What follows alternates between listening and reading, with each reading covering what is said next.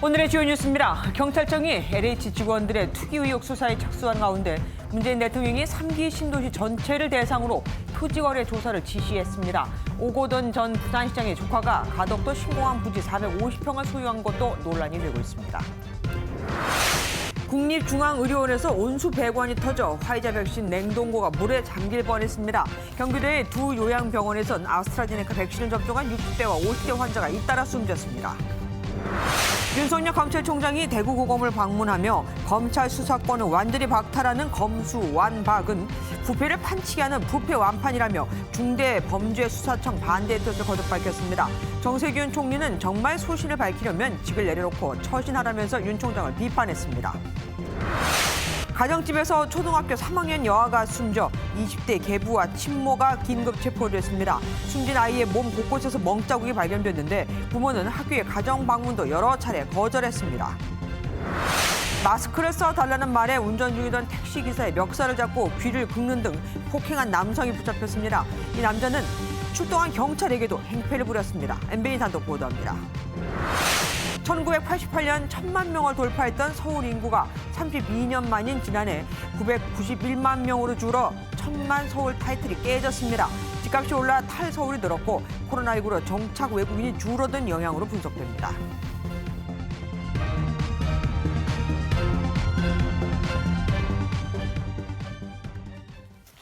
오늘 종합뉴스는 백신 접종 첫 사망을 화두로 뽑아봤습니다. 백신 접종 엿새 만에 요양 환자 2명이 아스트라제네카 백신을 접종받은 뒤 숨진 건데요. 하지만 백신에 대한 막연한 공포는 금물입니다. 사망자는 복합기저질환, 그러니까 심장질환, 당뇨병, 뇌졸중, 폐혈증, 폐렴 등을 갖고 있었고 우리가 매년 맞던 독감 백신도 접종 후 사망 신고는 꾸준히 접수가 됐었으니까요. 지금 우리에게 필요한 건 백신에 대한 근거 없는 불신을 경계하는 겁니다. 백신을 안 맞는 것보다 맞는 게 훨씬 더 안전하다는 해외 조사 결과도 나왔죠. 투기와 전쟁을 선언했던 문재인 정부에서 한국토지주택공사 직원들이 본인 및 친인척의 명의로 대거 투기를 했다는 의혹은 국민들에게 그야말로 분노를 일으키고 있습니다. 경찰이 수사에 착수했고 문재인 대통령은 3기 신도시, 그러니까 6개 신도시 전체에 대해서 모두 다 조사하라고 지시했습니다. 이병주 기자가 보도합니다. 6번째 3기 신도시인 경기 광명시흥 지구에 대한 LH 직원들의 100억대 투기 의혹이 불거진 다음 날 정부는 대응에 분주했습니다. 총리실 지휘로 국토교통부에 LH를 상대로 한 진상조사가 시작됐습니다. 보고를 받은 문재인 대통령도 철저한 조사를 통해 의혹을 한 점도 남기지 말라고 지시했습니다. 특히 광명시흥뿐 아니라 3기 신도시 전체를 대상으로 국토교통부와 LH 근무자는 물론 가족의 토지 거래까지 조사하라고 지시했습니다. 충분한 인력을 투입해서 한 점 의혹도 남지 않게 강도 높이 조사할 것, 위법 사항이 확인될 경우 수사 의뢰 등 엄중히 대응할 것. 국토부는 택지 개발과 관련된 부처나 공기업 직원은 거주 목적이 아닌 토지 거래를 금지하는 등 제도 개선책도 마련할 방침입니다. 경찰도 고발장을 접수한 시민단체 대표를 불러 사실관계를 확인하는 등 수사에 들어갔습니다. 국토부는 다음 주까지 3기 신도시 전반을 기초조사한 뒤 위법이 발견되면 수사를 의뢰한다는 계획이어서 파장은 커질 전망입니다. MBN 뉴스 이병주입니다. 그럼 다른 곳들은 어떨까요? MBN이 최근 지정된 주요 택지 지구들의 토지 거래량을 살펴봤더니 정부 발표 직전에 거래가 늘어난 지역이 한둘이 아니었습니다. 개발 정보가 센 건지 이들 지역에도 관련자들의 투기가 있었던 건지 전방위 조사가 필요해 보입니다. 박통희 기자입니다.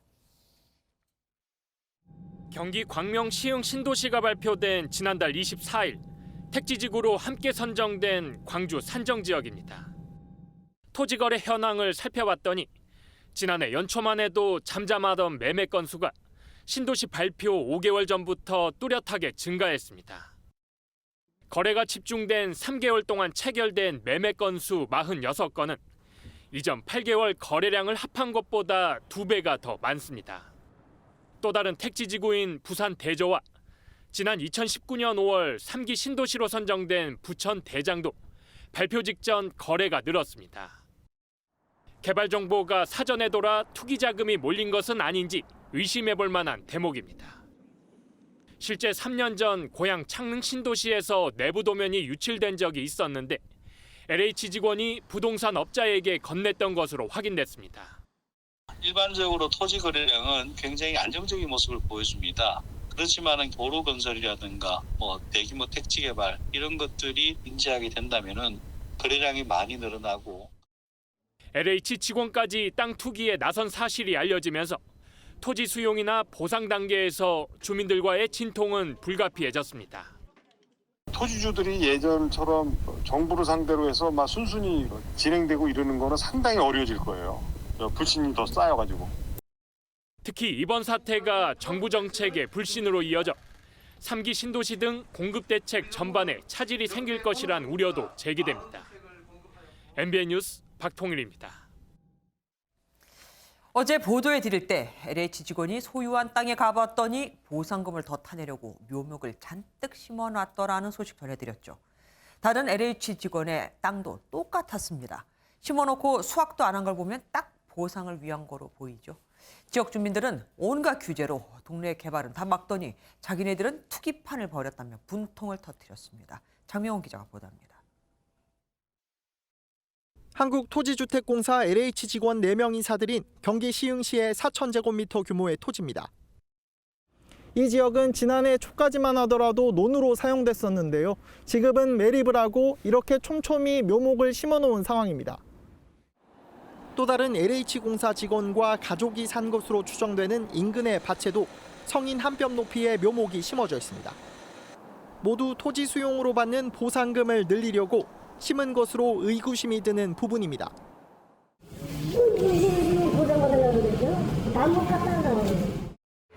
한 그루도 얼마씩 하니까 심어놨을까지. 조사 결과 LH 직원 13명이 광명시흥 신도시 내 12필지의 땅을 산 것으로 파악돼 모두 직위 해제됐습니다. 참여연대 발표보다 현직 직원 1명이 늘었고 땅도 2필지가 더 있었습니다. 국토부는 이들 중 상당수가 수도권 본부에서 토지 보상 업무를 하는 부서에 있었지만 광명시흥 사업과 직접 관련은 없었다고 설명했습니다. 주민들은 온갖 규제로 묶어놨던 삶의 터전을 공기업 직원이 사전 정보를 이용해 투기판으로 전락시켰다며 분노했습니다.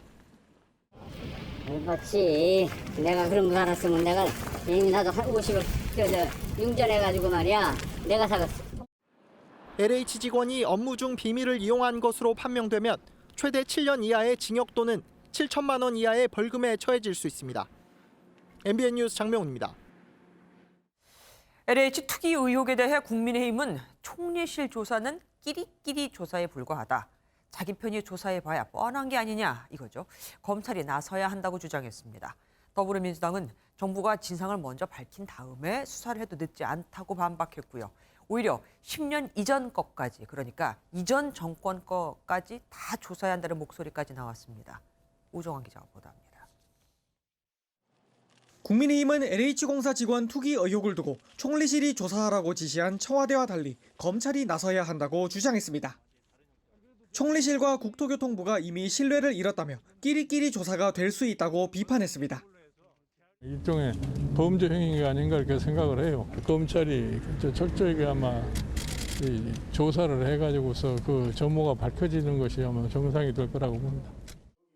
이어 투기 당시 LH 사장을 지낸 변창흠 국토부 장관을 불러야 한다며 국토위 소집을 요구했습니다. 안철수 국민의당 대표도 변 장관이야말로 관리 감독의 최종 책임자라고 지적한 뒤 과거 모든 신도시 개발 과정을 조사해야 한다고 주장했습니다. 더불어민주당은 정부 조사를 마친 뒤 필요하면 수사를 통해 엄단해야 한다고 지적했습니다. 정부의 부동산 투기 근절 대책에 찬물을 끼얹는 반사회적 행위입니다. 국토부는 철저히 진상을 조사하고 만약에 사실로 밝혀질 경우 엄정한 조치를 취할 것을 요구합니다. 이런 가운데 민주당 내부에서는 신도시 투기 조사에 10년 이내 토지 거래까지 조사해야 한다며 이전 정권을 겨냥하는 목소리가 나와 주목됩니다. MBN 뉴스 우종환입니다. 그런데 신공항이 추진되는 부산 가덕도 사유지 가운데 80%가 서울 등 외지인의 소유인 것으로 나타났습니다. 막대한 보상금을 놓고 외지인들만 이익을 봤다는 논란은 피하기가 어려울 듯하죠. 노태영 기자입니다. 국회 본회의에서 특별법이 통과되며 신공항이 들어설 가덕도입니다.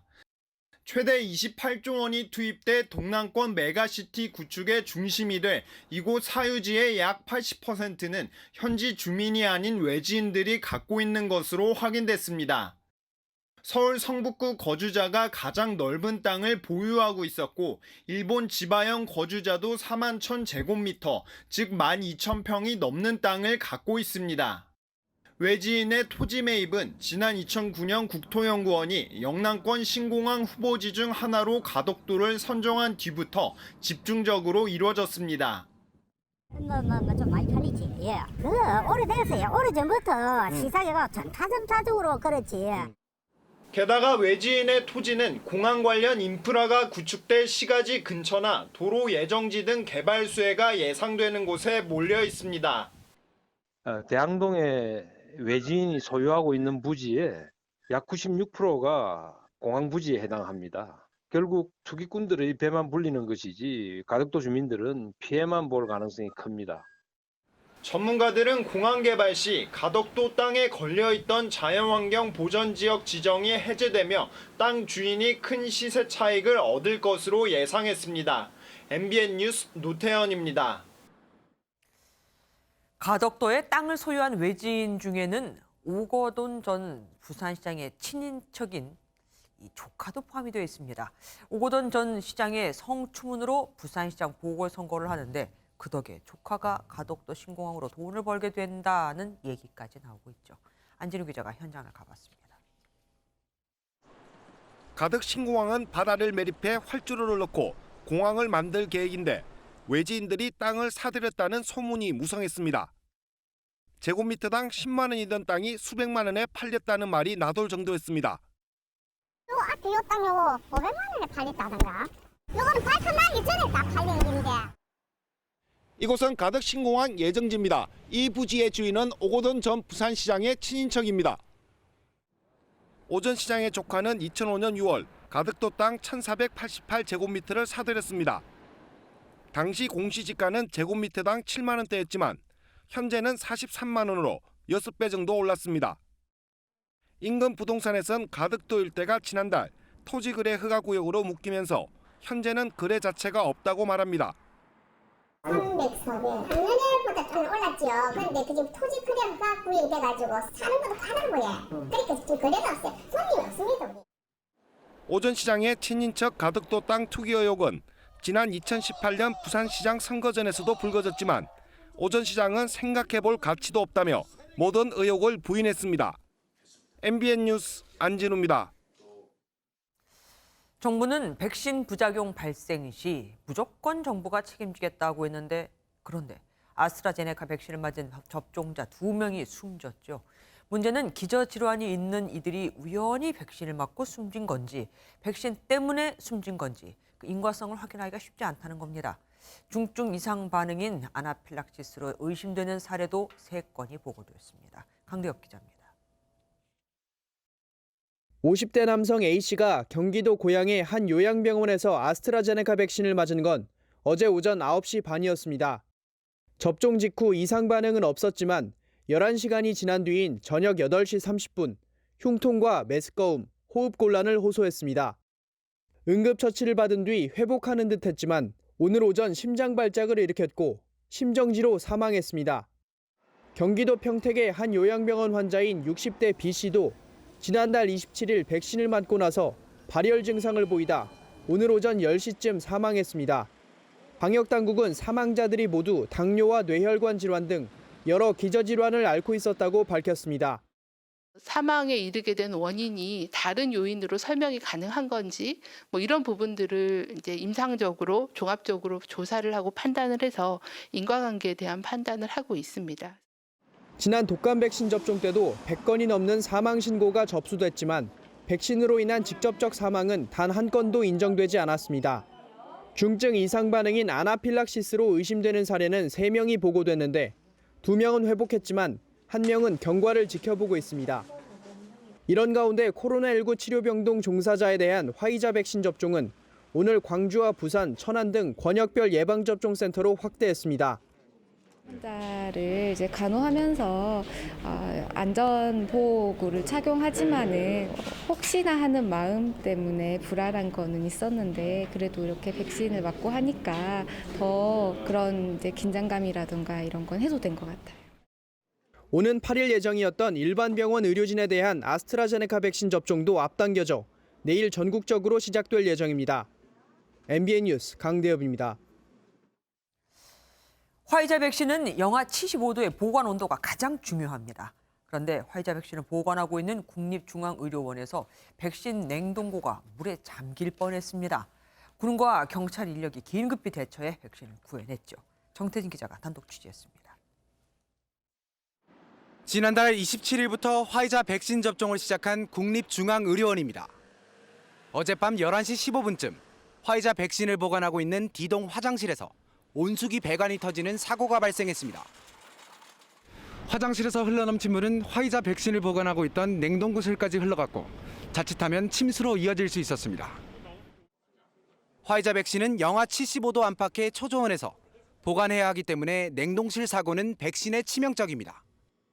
전력 장비 등의 이상이 발생할지 모르는 아슬아슬한 순간에 군과 경찰 인력이 긴급히 나서 물을 퍼냈고 최악의 상황은 면했습니다. 국립중앙의료원 측은 사고가 일어난 온수기는 수리를 바로 마쳤고 한국전력의 비상전원을 비롯해 정전을 막기 위한 3중 설비가 구축돼 있다고 해명했습니다. 사고 나서 백신에 대한 폐기에 대한 상황들이 제기됐다고 보고받은 바는 없습니다.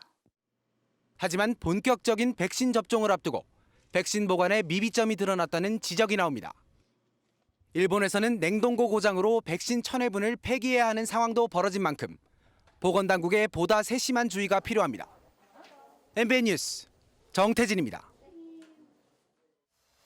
여권의 중대범죄수사청 추진을 비판했던 윤석열 검찰총장이 대구 고검을 방문해 또 한 번 작심 발언을 쏟아냈습니다. 고검 앞은 권력은 법 아래라는 화환이 쫙 깔려 있다시피 했죠. 검찰 수사권 완전 박탈, 그러니까 검수완박이면 부패 완판이 될 거라고 주장했는데 박범계 법무부 장관이 만나서 얘기하자는 제안엔 또 형식적 만남으로만 끝나려고 한 번 속지 두 번 속냐 이런 분위기입니다. 김지영 기자가 보도합니다. 윤석열 검찰총장 방문 소식에 대구 고검 앞에 환영 화환 수십 개가 줄줄이 늘어섰습니다. 지지자들의 환호 속에 차에서 내린 윤 총장은 중대범죄수사청에 대해 작심 발언을 이어갔습니다. 근데 지금 진행 중인 이 소위 말하는 검수완판이라고 하는 것은 어떤 부패를 완전히 탕치게 하는 부패 완판으로서 권력형 비리 수사가 어려워지고 오히려 시민들의 피해가 커질 것이라고 강조했습니다. 헌법 정신에 크게 위배되는 것이고 국가와 정부의 헌법상 책임을 저버리는 것이라고 저는 생각합니다. 다만 중수청 반대를 위해 사퇴할 용의가 있느냐는 질문엔 지금은 그런 말씀을 드리기 어렵다고 말을 아꼈습니다. 대검은 중수청 법안 관련 일선 검사들의 의견이 모이면 추가 입장 발표를 검토 중입니다. 우리 검찰 내부 의견들이 올라오면은 아마 검토를 할 것 같습니다. 검찰의 반발 기류가 확산하자 박범계 법무부 장관은 윤 총장이 제안한 수사 기소권을 가진 반부패 수사청 등은 충분히 참고할 만하다며 직접 만나 이야기 나누면 좋을 것 같다고 진화에 나섰습니다. MBN 뉴스 김지영입니다. 여당이 준비 중인 중대범죄수사청 설립법안 등 이른바 검수완박 3법의 핵심은 쉽게 말해서 검찰의 수사, 기소의 완전한 분리입니다. 수사는 수사청에 맡기고 검찰은 기소와 재판에만 관여해라. 이런 게 시스템이 견제 원리에도 맞고 글로벌 스탠다드에도 부합하다는 겁니다.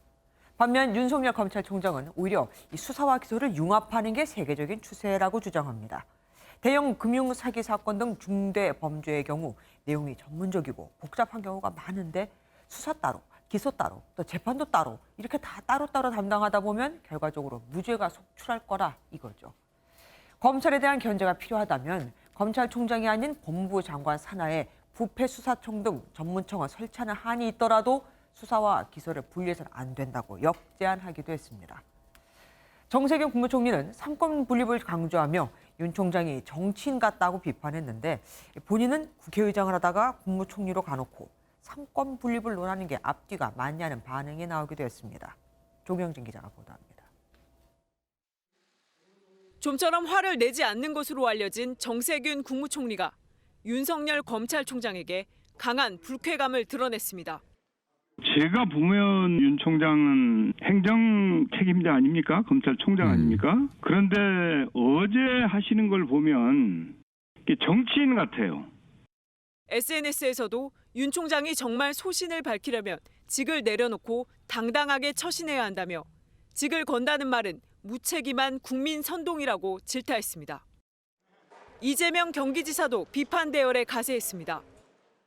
우리 문재인 대통령님께서 윤석열 총장님은 문재인 정부의 검찰총장이다 이렇게 말씀해 주셨습니다. 임명직 공무원으로서 이 말씀에 들어있는 기준에 따라서 행동해 주시면 좋겠다.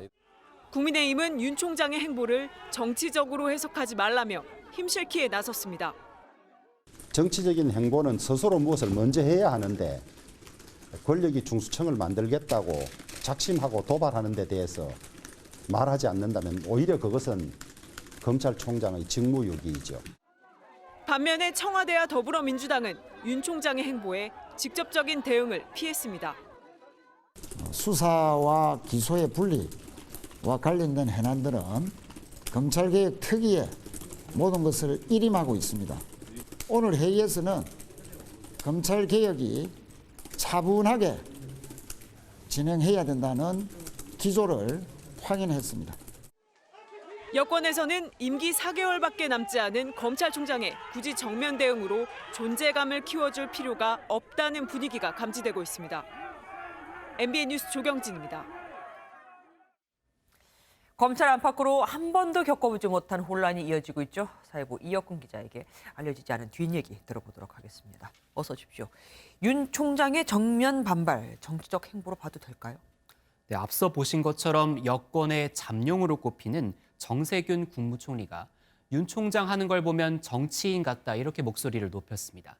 하지만 야당은 정반대 입장을 내놨습니다. 전혀 정치적 행보가 아니고요. 헌법상 부여된 검찰의 수사 권능을 빼앗는 법을 만드는 데 대해서 조직의 수장으로서 조직의 수장이 아닌 일반 국민도 당당하게 이야기를 할 수가 있습니다. 결국 여야가 윤 총장의 행보에 대해 정치적이다, 아니다 의견이 엇갈리고 있는 상황입니다. 윤 총장은 오늘 정치의 뜻이 있는지 묻자 이렇게 답했습니다. 요청했는데 혹시 정치하실 의향이 있으십니까? 이 자리에서 드릴 말씀은 아닌 것 같습니다. 네. 이어진 간담회에서 윤 총장은 검사 생활 처음으로 인터뷰란 걸 해봤는데 지금 거론되는 제도들이 얼마나 부정확하게 소개되고 있는지 국민께 올바른 설명을 드리는 것이 공직자의 도리라고 생각했다고 말했습니다.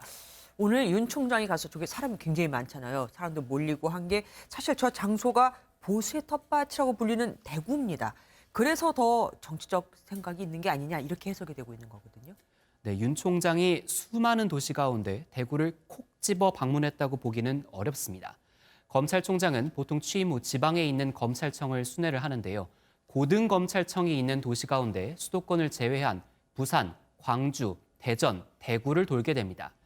지난해 2월 광주와 부산을 이미 찾았고 지난해 10월에는 대전을 방문했기 때문에 결과적으로 남은 곳은 대구밖에 없던 상황입니다. 네. 다만 권영진 대구시장은 윤 총장을 만나 헌법 가치에 수호하는 총장님의 행보를 응원한다는 메시지를 전했고 대구검찰청에는 수많은 윤석열 환영 인파와 일부 반대자가 몰렸습니다. 그러니까요. 저렇게까지 사람이 많을 줄은 몰랐습니다.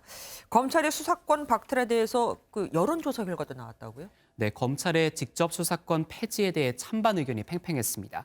반대 의견이 49.7%로 우세한 가운데 찬성 의견은 41.2%를 보였는데요. 검찰 관계자는 검찰의 직접 수사권 폐지 반대가 50%에 육박하는데 실상이 알려지면 반대 비율이 더 높아질 것이라고 말했습니다.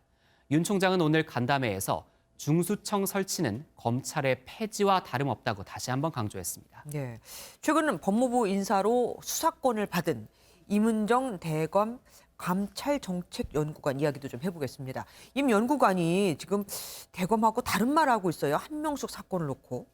네, 어젯밤 임 연구관이 한명숙 전 총리 관련 위증 의혹 사건에서 손을 떼라, 직무배제라고 부르죠. 직무배제 조치를 윤 총장 지시로 당했다고 주장을 했습니다. 그런데 대검은 이 사건을 임 연구관에게 배당한 적조차 없다고 밝혔습니다. 대검 관계자는 중요 사건이라 임 연구관을 포함해서 다른 연구관들도 다 같이 기록 검토를 했다며 임 연구관은 기록 검토를 한 사람들 중 한 명에 불과하다고 밝혔습니다. 하지만 임 연구관은 3월 2일 어제까지 주무연구관으로 조사를 진행했다고 다시 한번 반박하며 대검과 평행선을 달렸습니다. 현재 대검은 해당 사건의 주임 검사를 감찰 3과장으로 지정했습니다.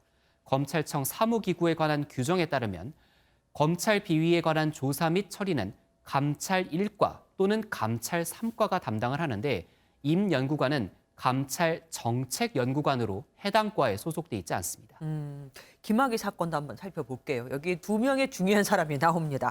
이규원 검사는 김 전 차관에 대한 허위 출금 서류를 조작했다는 의혹을 받고 있는 사람이고 이성윤 지검장은 이 출금 조작 사건을 덮으려고 했다는 의혹을 받고 있지 않습니까? 근데 이 사건을 지금 공수처로 넘겼다는 거 아니에요? 이 사람들이 사실 원했던 바이기도 합니다. 네, 이렇게 넘긴 거는 그러면은 윤 총장의 의도이기도 합니까? 네, 그렇다고 볼 수 있겠는데요. 정확하게 말하면 전체가 다 넘어가진 않았습니다. 공수처로 넘어간 부분은 현직 검사인 이성윤 중앙지검장과 이규원 검사에 대한 부분입니다. 검찰이 공수처로 넘기는 첫 사건인데다 현직 중앙지검장이라는 고위직 검사가 포함돼 있어서 윤석열 총장의 의중이 반영됐다는 평가가 나오는데요. 이성윤 지검장과 이규원 검사 모두 김학의 사건에 깊게 연루됐다는 의혹을 받고 있습니다. 네. 김학의 사건 연루자 가운데 현직 검사가 아닌 차규근 법무부 출입국 외국인 정책본부장에 대해선 수원지검이 구속영장을 청구를 했습니다. 윤 총장이 정권 관련 수사에 속도를 높이는 모양새입니다. 검수완박 논란도 그렇고 공수처 이첩 얘기도 그렇고 모든 게 다 처음 있는 일이라서 앞으로 공이 어디로 튈지 잘 모르겠습니다. 잘 주의해서 봐주시기 부탁드릴게요. 지금까지 이혁근 기자와 함께했습니다.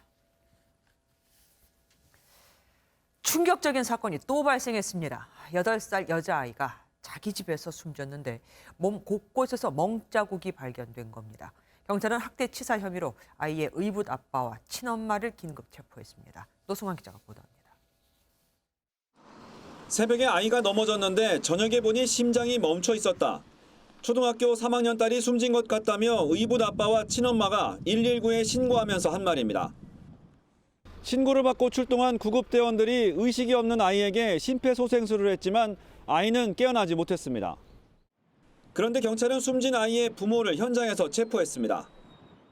아이의 얼굴과 팔 등 몸 곳곳에서 멍자국이 발견됐기 때문입니다. 경찰은 부모를 학대치사 혐의로 체포했는데 범행 동기 등은 확인되지 않았다고 했습니다. 숨진 아이 부모는 아이가 언제부터 숨을 안 쉬었는지 모르겠다며 석연치 않은 진술을 계속하는 것으로 전해졌습니다. 숨진 아이는 1살 많은 오빠가 있는데 학대 피해 의심 흔적은 발견되지 않았습니다.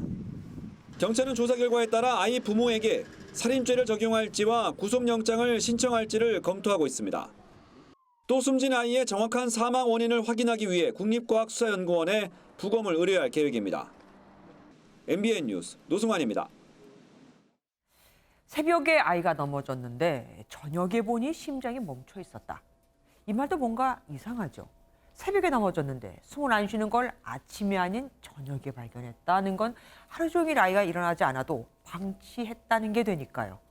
숨진 아이는 이곳에서 2년을 살았지만 이웃들은 아이의 존재조차 몰랐고 초등학교 2학년이던 지난해는 학교에 한 번도 가지 않았는데 부모는 가정 방문을 하겠다는 학교 요청도 다 거절했던 것으로 드러났습니다. 윤기란 기자가 보도합니다. 숨진 아이가 살았던 곳은 12가구가 사는 작은 빌라입니다. 아이 부모는 월세 계약을 맺고 이곳에 2년 동안 거주했지만 주민들은 아이의 존재조차 모르고 있었습니다.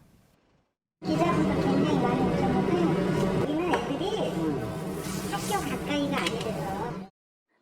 어제는 숨진 아이와 아이의 오빠가 등교하는 날이었지만 남매 모두 학교에 오지 않았습니다. 아이들 부모는 학교에 아들이 폐 질환을 앓아 코로나19 감염 우려로 아이들의 등교가 어렵다고 설명한 것으로 알려졌습니다. 이들 부부는 지난해에도 같은 이유를 들며 아이들을 학교에 보내지 않은 것으로 확인됐습니다. 학교에서 아이들의 상태를 보려고 가정 방문을 하려 했지만 부모의 거절로 단 한 차례도 이루어지지 않았습니다. 집에 주로 없다, 뭐 병원에 가기도 한다, 이러저러한 핑계를 대면서 제가 아이를 데리고 한번 학교를 방문할게요 하는데 그게 이행이 안 된 거죠. 경찰은 숨진 아이의 부모와 오빠를 상대로 장기간 학대가 이루어졌는지 등을 살피고 있습니다. MBN 뉴스 윤기란입니다. 양부모의 학대를 받아 숨진 16개월 영아 정인 양의 사망 당일 아파트에서 쿵 하는 소리와 진동이 여러 차례 들렸다는 이웃 주민의 증언이 나왔습니다. 아이를 2시간 가까이 차에 혼자 두고 맨밥에 상추만 먹였다는 진술도 나왔습니다. 조동욱 기자입니다. 양천 아동학대 사망 사건, 이른바 정인이 사건 관련 3번째 재판에 대검 심리분석관이 증인으로 출석했습니다. 검찰은 정인이를 발로 밟은 사실이 없다는 양모의 주장에 대한 신빙성을 캐물었고 심리분석관은 담당 검사관 4명이 독립적으로 분석한 결과 양모의 진술을 모두 거짓으로 판단했다고 답했습니다.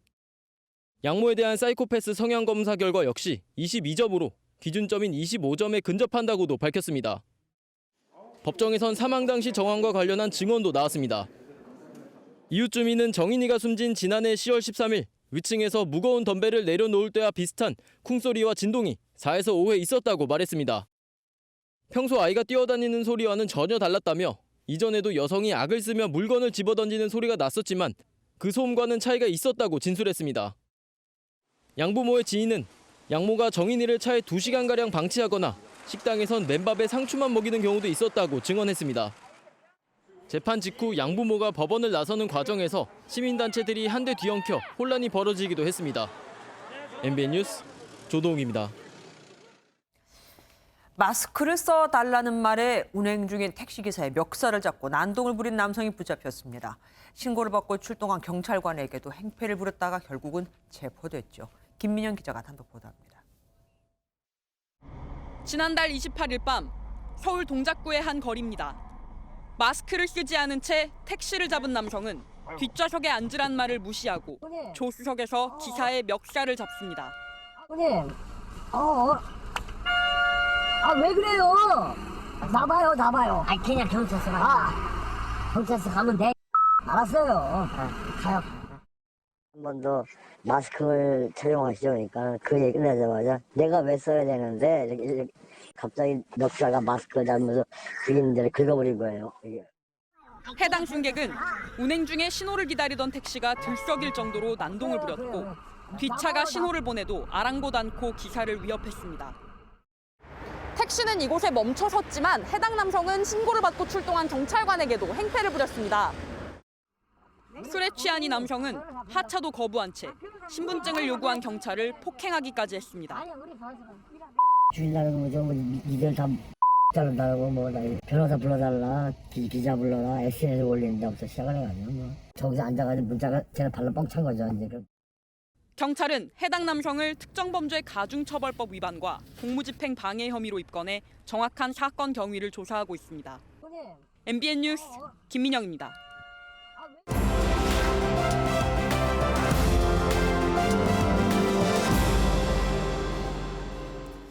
키워드를 살펴보는 오늘의 화제 픽뉴스 시간입니다. 정치부 전정인 기자와 함께하겠습니다. 어서 오십시오. 네. 오늘 키워드 뭐 준비하셨습니까? 네, 첫 번째 키워드는 즉답피한 김의겸입니다. 김의겸 전 청와대 대변인 이야기군요. 김 전 대변인은 김진애 열린민주당 의원의 의원직을 승계하게 되지 않습니까? 네, 맞습니다. 김진애 후보와 김의겸 전 대변인이 오늘 나란히 국회 소통관을 찾았습니다. 김 후보는 오늘 기자회견에서 의원직 사퇴 입장을 거듭 밝혔습니다. 오는 8일까지 의원직 승계에 필요한 행정 절차를 마무리할 계획인데요. 기자회견에 동행한 김 전 대변인은 의원직 승계가 비로소 실감이 난다고 소감을 밝히기도 했습니다. 그러면 뭐에 대해서 즉답을 피했다는 겁니까? 네, 잘 아시다시피 김 전 대변인은 청와대 재직 시절 서울 흑석동 재개발 상가 투기 논란에 휩싸여 결국 사퇴를 했었죠. 네네. 네, 의원직 승계 소식이 전해지자 나경원 국민의힘 서울시장 후보는 어제 흑석 선생이 입법 권력마저 손에 쥐게 됐다고 비판하기도 했는데요. 기자들도 오늘 관련 논란에 대해 입장을 물었는데 즉답을 피한 겁니다. 네. 오늘은 제가 어디까지나 김진애 후보님의 보좌진으로 이 자리에 섰습니다. 제 문제에 대해서는 여러분들에게 따로 설명드릴 기회가 있을 거라고 생각합니다. 그런데 제가 기억하기로는 네. 김 전 대변인이 예전에 그 시세 차익을 보면 네. 그때 당시 뭐 한 9억 가까이 됐었거든요. 그걸 기부하겠다고 했었던 것 같은데 그건 어떻게 됐습니까? 네, 이미 기부는 했습니다. 아, 예. 네, 지금은 열린민주당 소속이지만 김 전 대변인은 지난해 총선 당시 처음에는 민주당으로 전북 군산에 출마를 하려고 했었죠. 그때 해당 건물을 34억 5천만 원에 팔았는데요. 시세 차익 8억 8천만 원 중 세금과 중개 수수료 등을 빼고 남은 3억 7천만 원을 한국장학재단에 기부했다고 밝혔습니다. 하지만 당시 김 전 대변인의 출마를 놓고 비판이 쏟아지면서 민주당 지도부의 만류로 결국 출마는 접어야 했습니다. 그런데도 뭐 이 다음에 또 뭐 입장을 밝힐 거라고 하니까 네네. 그건 좀 기다려 봐야겠습니다. 다음 키워드 보겠습니다. 78% 폭등이 뭡니까? 네, 바로 서울 아파트값 이야기입니다. 네. 네, 시민단체 경제정의 실천 시민연합이 지난 4년간 서울 아파트 시세 변동 분석 결과를 발표했는데요. 30평형 아파트가 문재인 정부가 출범한 2017년 5월에는 6억 4천만 원이었는데 올해 1월에는 11억 4천만 원으로 5억 원이나 뛴 겁니다. 78%나 폭등한 거죠. 그리고 문 대통령 임기 44개월 중 아파트값이 보합세를 보인 기간은 4개월에 불과한 것으로 조사됐습니다. 왜 이번 정부가 그렇게 집값 잡겠다고 여러 가지 대책을 네. 수없이 내놓지 않았습니까? 그랬었죠. 네, 그리고 조사를 해보니까 지난 4년 동안 총 25차례 부동산 대책 발표가 있었다고 합니다. 2달에 한 번꼴로 대책을 내놓은 건데요. 경실련은 각종 규제는 효과가 미미했고 부동산 대책을 발표할 때마다 오히려 집값이 폭등했다고 지적했습니다. 파리 대책을 발표하면서 김현미 국토부 장관과 김수현 청와대 사회수석이 내년 4월까지 아파트값을 파시라라고 경고했지만 아파트값은 계속해서 상승했습니다. 경실련은 정부가 규제를 강화하면 집값이 낮은 비강남으로 수요가 집중되고 비강남의 집값이 오르면 다시 강남 집값을 자극해 서울 전역의 집값이 올랐다고 분석했습니다. 정부가 이제라도 대대적인 정책 전환을 하지 않는다면 남은 임기 동안 집값은 더 상승할 가능성이 크다고 경고하기도 했습니다. 그러니까 계속해서 악순환이라 이거군요. 이제라도 정책 전환을 해야 할까 모르겠습니다. 지금까지 정치부 전정희 기자와 함께했습니다. 선거를 앞두고 야권 단일화 후보가 국민의힘 기호인 2번을 달아야 하나를 두고 야권이 연일 시끄럽죠. 안철수 대표는 국민의힘이 그동안 2번을 달고 7번 졌다며 4번으로도 얼마든지 이길 수 있다고 주장하고 있습니다. 내일 민주당 첫 단일화 토론회가 열리죠. 주진희 기자가 전합니다.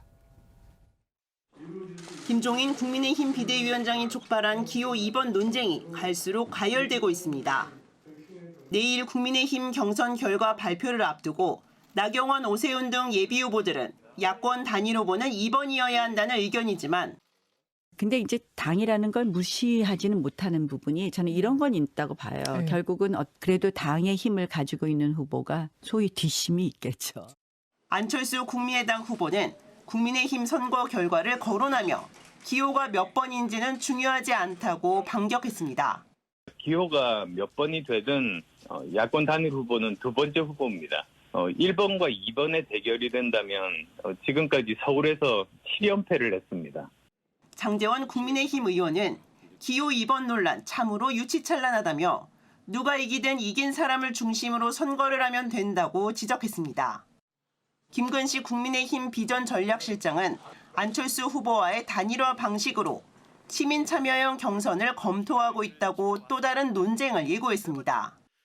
더불어민주당은 이낙연 대표를 중심으로 선대위를 꾸리고 선거 체제로 본격 전환했습니다. 재래시장을 방문해 소상공인을 만난 박영선 후보는 내일 오후 2시 MBN에서 조정원 시대전환 후보와 단일화를 위한 토론에 나섭니다. MBN 뉴스 주진입니다.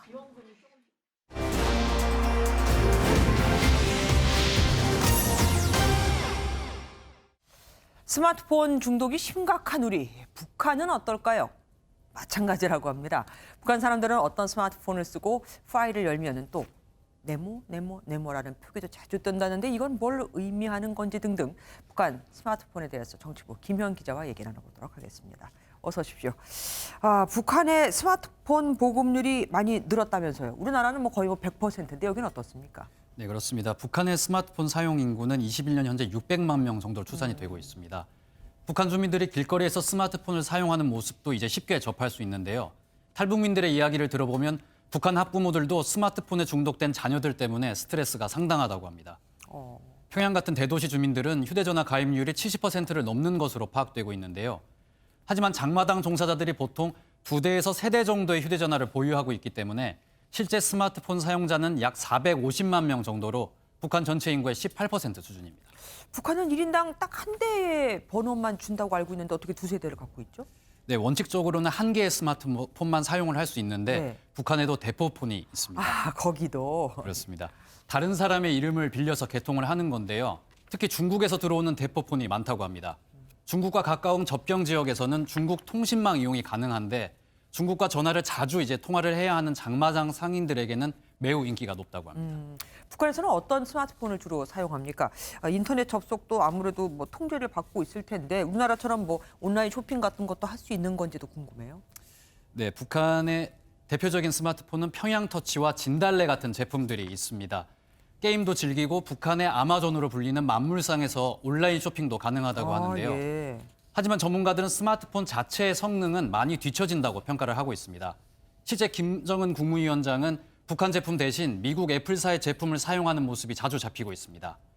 또 북한 스마트폰에는 별도의 앱이 깔려 있어서 당국이 접속자를 통제하고 있는 것으로 알려졌습니다. 그러니까 예를 들어서 안드로이드 OS 같은 거는 깔려 있지 않고 네, 맞습니다. 다른 걸로 이용한다는 거군요. 예. 통지기가 나와서 말인데요. 아까도 잠깐 말씀드렸었는데 이렇게 네모라고 나오는 글귀가 꽤 글귀라고 그래야 되나요? 그런 표현들이 많이 나온다면서요. 그건 뭡니까? 네, 북한 문서에는 김정은 위원장의 이름을 되도록이면 직접 사용하지는 않습니다. 사용을 했더라도 이 파일을 우리가 흔히 사용하는 프로그램으로 변환을 하게 되면 이렇게 네모로 나타나게 되는데요. 전문가에게 이유를 들어봤습니다. 북한의 내부 문건에서 김일성, 김정은, 특히 이제 김일성, 김정은을 쓸 때는 특수문자로 줍니다. 전환을 시켜서 보게 되면은 그 글자가 깨져요. 김일성, 김정은은 보통 네모로 나오거나 이상한 글자로 전환돼서 나옵니다. 그 정도로 김일성, 김정일, 김정은의 이름을 신성화하고 있고요. 또 일반 주민들은 김정은이라는 이름을 쓸 수도 없다고 합니다. 최고 존엄에 대한 예우 차원인데요. 이름을 특수문자로 처리하는 것 역시 같은 맥락에서 이해하시면 될 것 같습니다. 얘기를 들을수록 정말 북한은 멀고도 가깝지만 또 먼 나라 같습니다. 여기까지 들을게요. 고맙습니다. 코로나19 신규 확진자 수가 다시 400명대가 됐습니다. 경기 동두천에서 외국인 확진자가 이틀 만에 100명에 육박했는데 아직도 감염 경로를 찾지 못하고 있습니다. 서울 구치소에서도 18일 만에 추가 확진자가 나왔죠. 심가현 기자가 보도합니다. 경기 동두천에서 외국인을 중심으로 한 집단 감염으로 인한 확진자가 이틀 동안 96명으로 늘었습니다. 전날 81명에 이어 외국인 15명이 추가로 양성 판정을 받았습니다. 무증상 전파가 많고 감염 경로도 알 수 없어 문제는 심각합니다. 외국인이다 보니까 파악하기가 굉장히 어려운가 봐요, 지금. 왜 그러면 소통 문제도 있고. 지난 13일 청주교도소 감염 이후 18일 만에 서울구치소에서 또 확진자가 나왔습니다. 서울 영등포구 음식점 관련 확진자도 11명 추가돼 누적 확진자가 28명을 기록했습니다. 일상 감염 확산으로 신규 확진자는 나흘 만에 400명대로 다시 올라섰습니다. 이 정체 상태라는 것은 안정화와는 조금 거리가 있습니다. 언제든지 방역 수칙 준수가 위반이 되면 증가할 가능성들이 항상 잠재되어 있는 그런 사항들입니다. 방역당국은 거리두기 완화와 백신 접종으로 자칫 방역 심리가 해이해질 수 있다며 여전히 긴장해야 한다고 강조했습니다. MBN 뉴스 심가현입니다.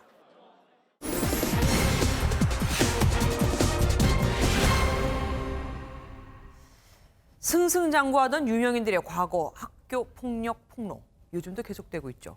사실이라면 당연히 억울함을 풀어줘야겠지만 문제는 사실이 아닌 경우도 적지 않다는 겁니다. 그렇다면 익명으로 올라오는 허위 비방글은 무조건 처벌이 가능할까요? 사실 확인해서 정태훈 기자가 살펴봤습니다.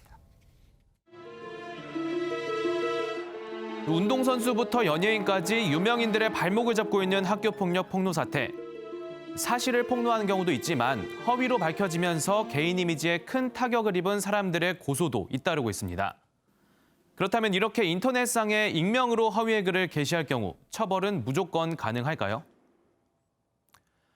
당연한 얘기지만 거짓말로 공공연하게 다른 사람의 명예를 훼손할 경우 법적으로 얼마든지 처벌이 가능합니다. 그런데 해당 게시물을 올렸다가 금세 내렸다면 어떨까요? 다수의 사람들이 이미 내용을 인지한 상태라면 전파가 된 것으로 보고 처벌할 수 있습니다. 이름을 적시하지 않고 이니셜이나 별명 등으로 지칭했더라도 이 사람들이 누군지 알 수 있는 정도라면 역시 명예훼손죄는 성립합니다. 그런데 의도하지 않았던 엉뚱한 사람이 당사자로 지목되며 피해를 봤을 경우는 얘기가 좀 다릅니다. 당시 상황을 더 따져봐야겠지만 명확히 그 사람에 대한 명예훼손 의도가 없었다고 판단되면 형사처벌은 어렵습니다. 다만 이 경우도 민사상의 책임은 물 수 있는데요.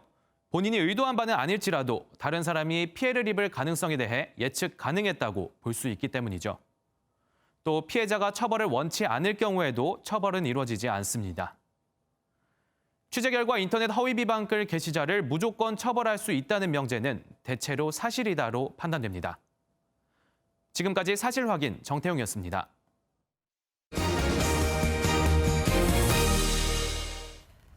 천만 도시 서울.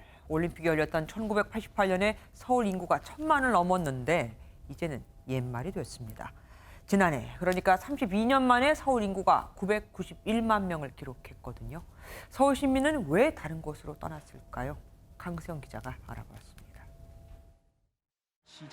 대한민국을 세계에 알렸던 서울 올림픽. 1988년 서울 인구는 처음으로 1000만 명을 돌파합니다.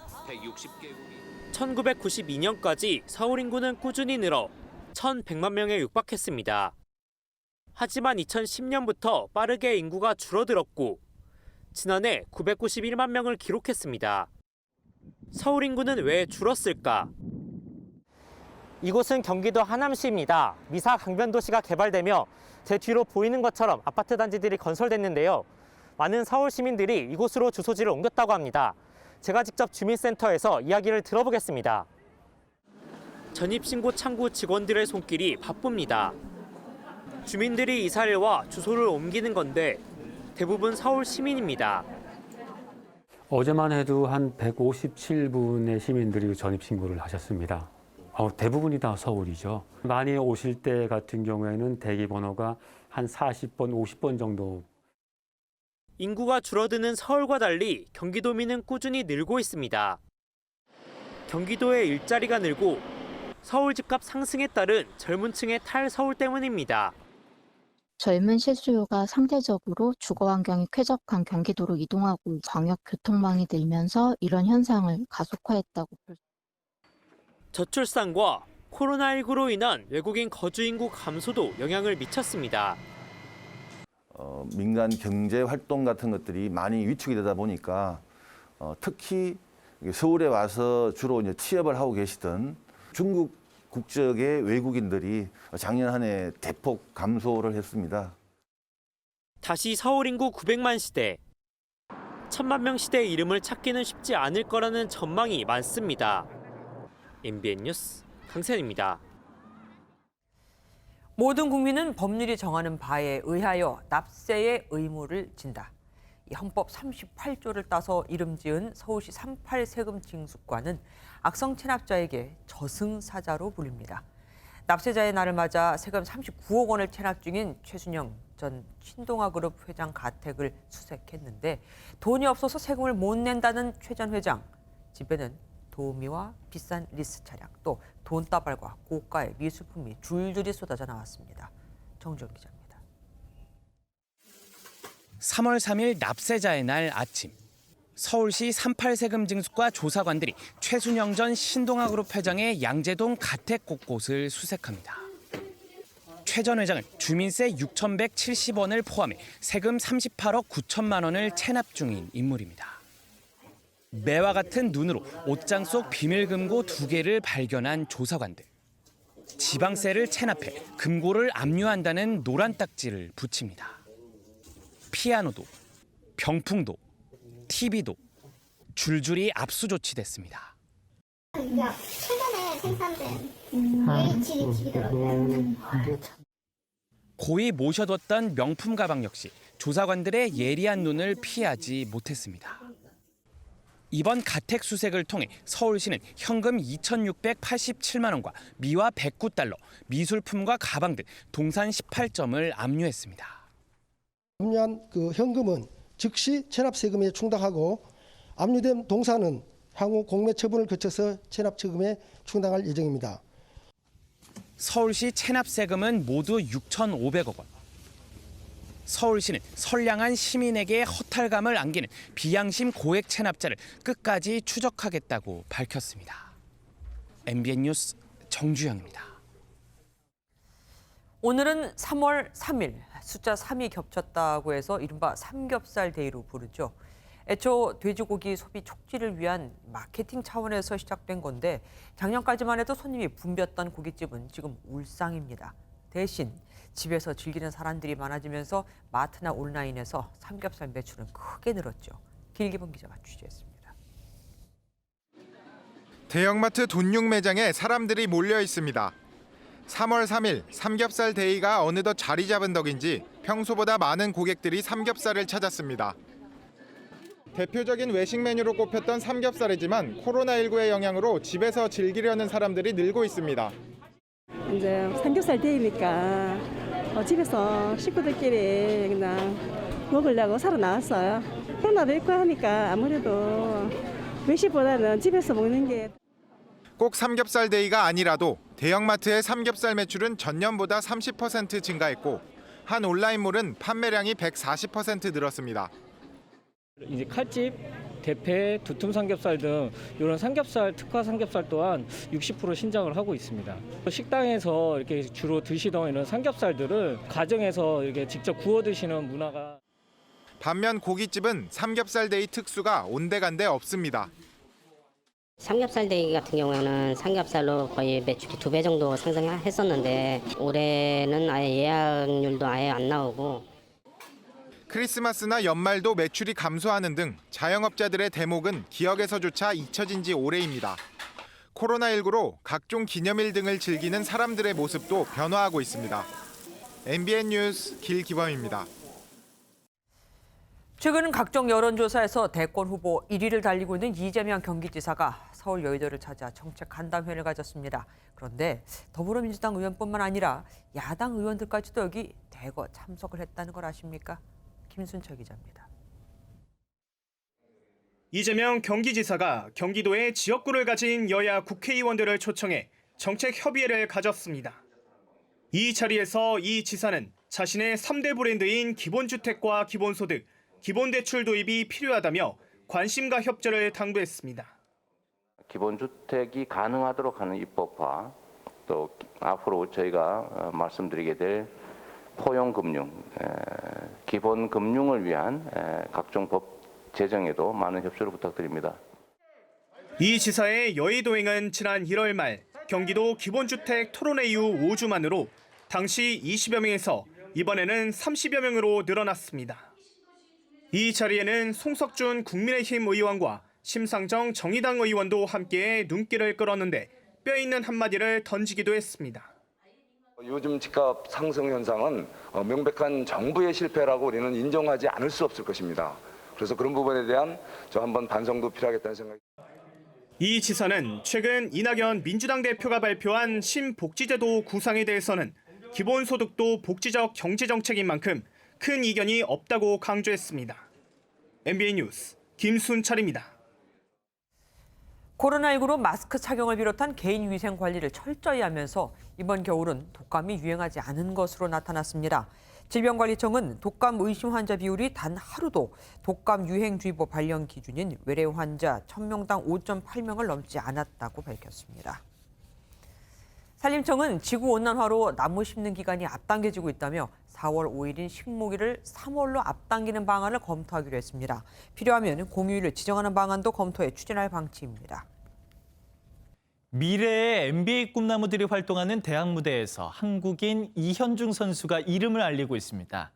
어떤 활약을 보이고 있길래 관심을 받고 있는 걸까요? 전남주 기자가 전해드립니다. 수비수가 예상치 못한 먼 거리에서 던지는 석점슛. 알고도 막지 못한다는 스테판 커리의 전매 특허입니다. 커리의 대학 후배이자 LA 올림픽 여자농구 은메달리스트 성정아 씨 아들인 데이비스인데 이현중 선수. 키 2m 1cm인 이현중도 빠른 템포에서 나오는 정확한 석점슛이 장기인 선수입니다.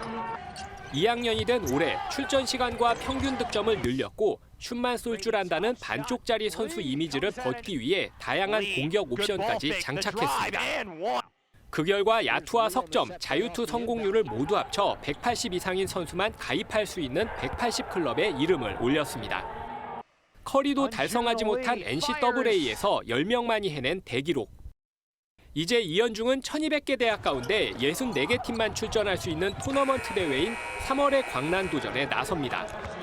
3월의 광란은 스포츠 행사 브랜드 가치 순위에서 슈퍼볼과 하계올림픽에 이어 3위에 올랐을 정도로 세계적으로 인기가 높은 스포츠 행사입니다. 데이비슨대는 모레 지역 8강전부터 3번만 승리하면 3월의 광란에 출전하게 됩니다. MBN 뉴스 전남주입니다. 오늘 아침 대부분 지역이 영하권으로 내려가면서 반짝 추위가 찾아왔습니다. 낮부터는 기온이 올라 한결 활동하기 수월했는데요. 차츰 기온은 오름세로 돌아서겠습니다. 내일 한낮에 서울은 13도, 모레는 16도 선까지 올라서 봄 기온이 조금 더 감돌겠습니다. 내일 충청과 남부 등 전국 곳곳에는 비 예보가 들어있습니다. 비의 양이 많지는 않겠는데요. 제주 남부와 산지를 따라서는 80mm 이상, 그 밖에 경기 남부와 강원 영서 남부, 충청과 남부지방을 따라서는 적게는 5에서 많게는 40mm 정도입니다. 내일 중부지방 낮 동안 10도를 웃돌면서 무척 따스하겠습니다. 비는 내일 오전 호남과 제주부터 시작되겠는데요. 제주 남부와 산지를 따라서는 오후부터 천둥 번개를 동반하면서 강한 비가 쏟아지겠습니다. 동해안 지역은 내일 구름 많다가 차츰 흐려지겠습니다. 내일 강릉의 한낮 기온 11도, 안동은 10도를 가리키겠습니다. 남부지방은 금요일 오전까지 비가 이어지겠습니다. 주말 동안에는 영동과 영남, 제주에 비나 눈이 내릴 것으로 보입니다. 날씨였습니다.